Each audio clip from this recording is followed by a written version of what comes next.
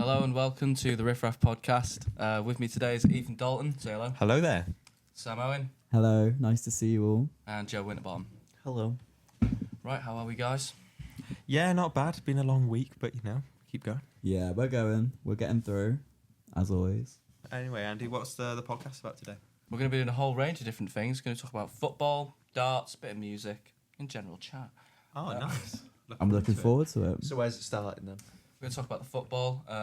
So this week we had the Carabao Cup semi-finals first leg, didn't we? So what was it? Arsenal against Newcastle, and we had Tottenham against Liverpool. Two brilliant games. Well, I don't know about the second one. Yeah, the second one it was quite a poor game, but I didn't see much No, of I it. watched it last night at home. Where did you watch it? I watched it in the pub, funny enough. That's where I like to be for the Liverpool games, as always. Well, you're quite the drinker. Yeah. Well, Liverpool are pretty disappointing overall, aren't they? I know. I think we've caught a little bit of a blip as of late. Do you put think that it's down because to? of Trent? Well, I thought he was poor against Man United. However, when he came on last night against Spurs, I thought he looked all right, to be fair. Put a few good balls in, but yeah, I don't know. It looks like Liverpool could just do with a bit of a freshen up in midfield at the minute. I suppose the big question that everyone will be asking was, should there have been a second booking for Spurs? Well, that is it. I think they should have been, definitely. But also the other question is, did he deserve the first booking, which I don't think he did. I mean, I watched both of those fouls back, and they're not that bad. No, I thought the second one was worse. But then also the first one was like, he hardly touched Luis Diaz, and Diaz made a meal of it. But, And then also we've got to remember that means that Spurs have to go to Anfield now. second leg, it's going to be a really big game. Spurs hunting for a trophy. Liverpool, you could argue, are more focused on the Premier League, but still, silverware, That's silverware. very, very true, very true. And then they might come up against either Newcastle or Arsenal. Probably Newcastle, as it looks. I mean, it's a 2-0 lead, isn't it, at the minute? Darts, the new Premier League lineup's out. There's been, like, the usual people being picked, like Michael Van Gogh, and he's always going to be box office numbers. True. Wait, sorry, this might be me being inept at dart knowledge. Potentially. I thought you're not gonna talk Premier about his League nipples, darts though. was just English players. Is it just? No, it's like the top. I think it's the top 8 players in the world. Oh right, okay. And is it like a tournament sort of base, or is it like It's a like year a long? glorified major. You don't actually. It doesn't matter winning the Premier League. It's sort of Right. like an exhibition that goes around the country. It's like one Thursday night you'll have it in Liverpool, the next you'll have it in. I don't know. So it's never like a big darts event. It's just goes It is. on. It's massive. Oh, is It's it? huge. But it just. I think they got it coming to Cardiff soon as well. They do. They do Oh, yeah. Cardiff as well, Isn't it usually in Blackpool? and they do Dublin.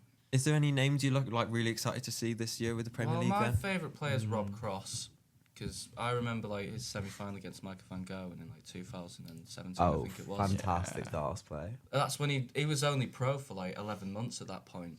And he's in the semi-final against Michael Van smashed it out Gogh. of And the park. I'm just in the Not living bad. room. My brother switches it on. He says, bit of darts. Yeah. And I fell in love with it.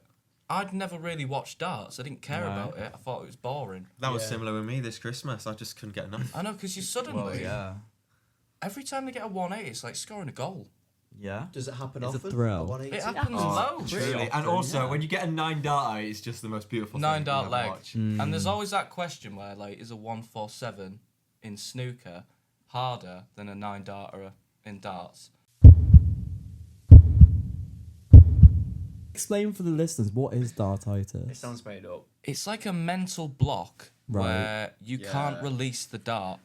It's like a singer losing their voice, isn't it? It is. To lose the and then gift having you're born to change with. their voice. It happens to some people. It Yeah. does. Was it Wasn't- Adele? I think Adele had Adele? something like that. Wasn't there something with like Miley Cyrus, Sam, where Miley like, she had Cyrus. to have an operation or something? Yeah, she had brain edema, which is when the vocal cords swell.